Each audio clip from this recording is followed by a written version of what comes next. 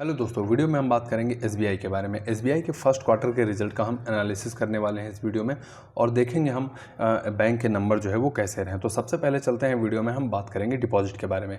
तो देखिए, बैंक का एनालिसिस आप कर रहे हैं या फिर बैंक में इन्वेस्ट करना चाहते हैं तो उसके पहले आप बैंक का एनालिसिस करना ज़रूर जानें। तो देखिए, बैंक के लिए डिपॉजिट जो है वो बहुत ज़रूरी होते हैं, क्योंकि बैंक को अगर लोन देना है तो लोन देने के लिए अगर उनके पास डिपॉजिट के तौर पे अमाउंट आएगा नहीं तो फिर लोन देने में उनको काफ़ी दिक्कतों का सामना करना पड़ेगा। तो आप देखिए, इनके जो डिपॉजिट हैं, टोटल डिपॉजिट जो है वो डोमेस्टिक लेवल पे 47,03,950 करोड़ के हैं।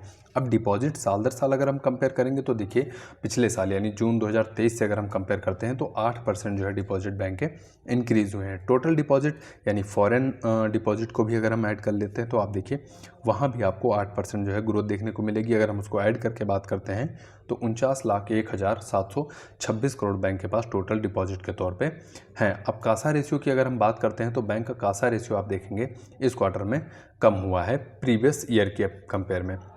42.88% जो है कासा रेशियो जून 2023 में था, लेकिन इस क्वार्टर में आप देखेंगे कासा रेशियो जो है वो बैंक का कम हुआ है। उसका मैं रीज़न आपको बताता हूँ कि देखिए, कासा रेशियो इस समय प्रेजेंट टाइम पे अगर हम इंटरेस्ट रेट की बात करते हैं तो एफडी में इंटरेस्ट रेट जो है वो बैंक की तरफ से काफ़ी अच्छा दिया जा रहा है। इसलिए मोस्टली लोग क्या करते हैं कि अपना जो सेविंग अकाउंट का पैसा होता है उसको जो है वो एफडी में कन्वर्ट कराना अच्छा समझते हैं। तो देखिए, एफडी की अगर हम ग्रोथ देखेंगे तो 12.5% यानी 12% से ऊपर की आपको देखने को मिलेगी। लेकिन अगर हम वहीं सेविंग अकाउंट की ग्रोथ देखते हैं तो वहाँ पे आप देखिए 3.5% के आसपास ग्रोथ देखने को मिलेगी। तो ये एक मेन रीज़न जो रहा है कि जो है इनका कासा रेशियो कम हुआ है, लेकिन फिर भी एक हेल्दी कंडीशन में कासा रेशियो कहा जाएगा। अगर किसी भी बैंक का 35% से ऊपर कासा रेशियो है तो वो हेल्दी कासा रेशियो माना जाता है। उसके बाद आगे चलते हैं और फिर हम बात करते हैं इनके क्रेडिट ग्रोथ यानी कि लोन के बारे में। तो बैंक के अगर हम लोन देखेंगे तो इन्होंने जो टोटल एडवांसेस दिए हैं, अगर उसका नंबर मैं दिखाता हूं आपको तो देखिए 38,12,087 करोड़ जो है वो बैंक ने टोटल लोन के तौर पे दिया है अमाउंट। अब प्रीवियस क्वार्टर से अगर हम कंपेयर करेंगे, प्रीवियस ईयर से अगर हम कंपेयर करते हैं तो आप देखेंगे 15% की से ज़्यादा की ग्रोथ जो है वो बैंक ने अपने लोन में की है। अगर डोमेस्टिक एडवांसेस की बात करते हैं तो वहाँ भी आप देखिए 15.5% की ग्रोथ जो है वो बैंक ने दिखाई है। तो बैंक के लिए डिपॉजिट भी इंक्रीज़ हो रहे हैं साल दर साल, और डिपॉजिट के साथ साथ बैंक जो है वो लोन देने में भी सफल है, यानी ग्रोथ करने में।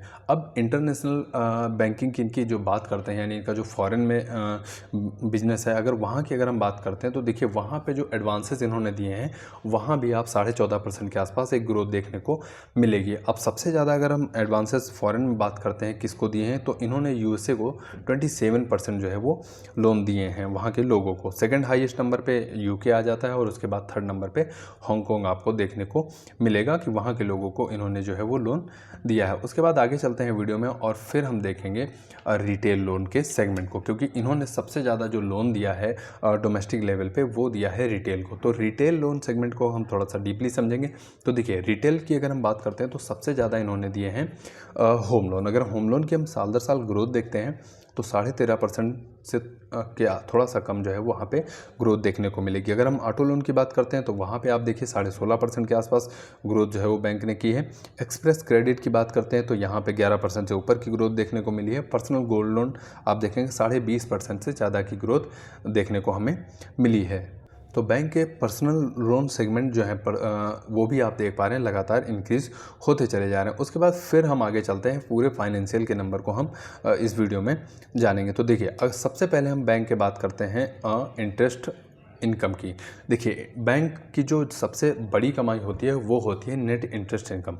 लेकिन ये नेट इंटरेस्ट इनकम को थोड़ा सा मैं आपको लिए डिफाइन करता हूँ। तो देखिए, आप जो बैंक से लोन लेते हैं फिर आप उस पर जो है 10% या 11% के आसपास एक रेट के हिसाब से इंटरेस्ट पेड करते हैं बैंक को। फिर जो हमारे फिक्स डिपॉजिट होते हैं या फिर बैंक में जो सेविंग अमाउंट हमारा पड़ा होता है, फिर बैंक हमको जो है उस पर इंटरेस्ट देती है। तो अगर हम इंटरेस्ट की बात करते हैं तो जो आपने सभी ने लोन लिया है उस पर जो बैंक को हमने इंटरेस्ट दिया है तो वो 1,11,500 26 करोड़ रुपए बैंक को जो है वो दिए हैं।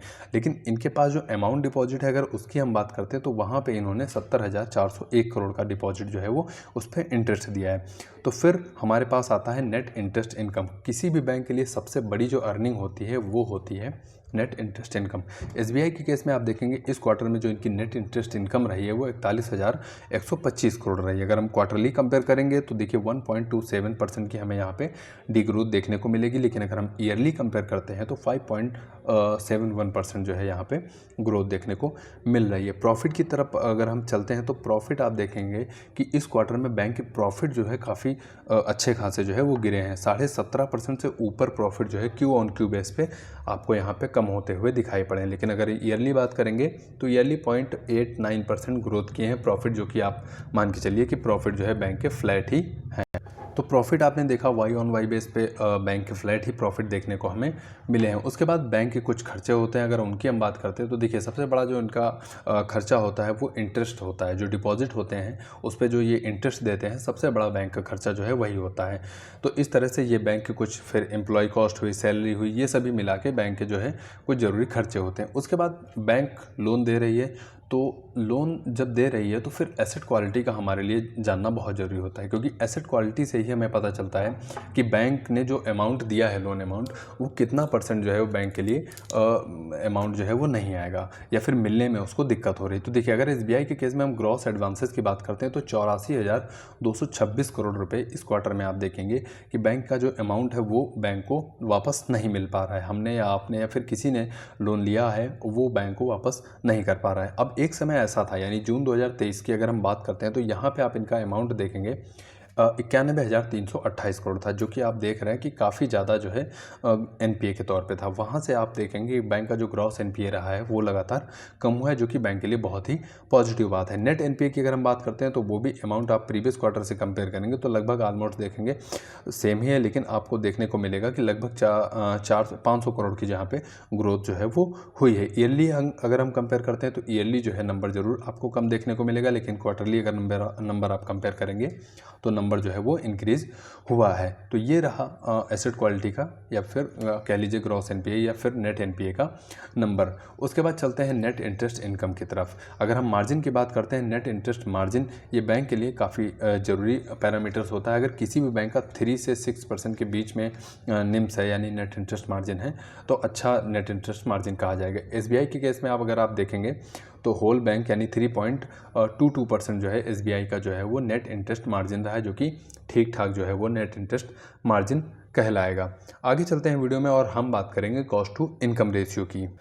देखिए कॉस्ट टू इनकम रेशियो क्या होता है कि बैंक को अगर आप बैंक को 100 रुपये कमाने हैं तो 100 रुपये कमाने के लिए बैंक को कितने रुपए खर्चा करने पड़ रहे हैं, तो उसमें जितना अमाउंट खर्चा होता है वो होता है कॉस्ट टू इनकम रेशियो। ये मैंने सपोज करने के लिए आपको एक नंबर बताया है। तो देखिए अगर बैंक को 100% या फिर 100 रुपये कमाने पड़ रहे हैं तो उसमें 49.42% जो है अमाउंट खर्चा करना पड़ रहा है।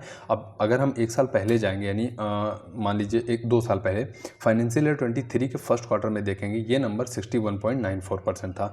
तो वहाँ से आप देख रहे हैं कि बैंक का जो कॉस्ट टू इनकम रेशियो है वो लगातार डिक्रीज़ होता जा रहा है, और ये कॉस्ट टू इनकम रेशियो जितना कम होता चला जाएगा वो बैंक के लिए उतना ही अच्छी बात कही जाएगी। आगे चलते हैं आरओई यानी रिटर्न ऑन इक्विटी की अगर हम बात करते हैं, जो शेयर होल्डर्स का पैसा लगा है अगर उसकी हम बात करते हैं तो वहाँ पे देखिए बैंक एक समय ऐसा भी था यानी कि 2018 फाइनेंशियल ईयर की बात करते हैं तो वहाँ पे बैंक का आरओई जो था वो निगेटिव में था।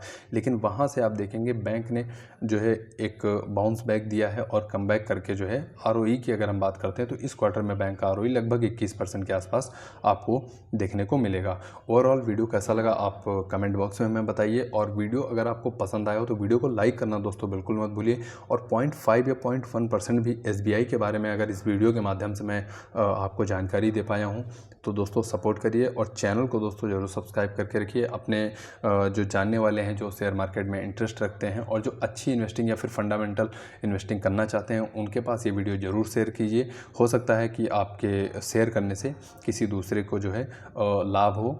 और आपके कीमती समय के लिए आपका बहुत बहुत धन्यवाद। चैनल को दोस्तों ज़रूर सब्सक्राइब करके रखिए आप।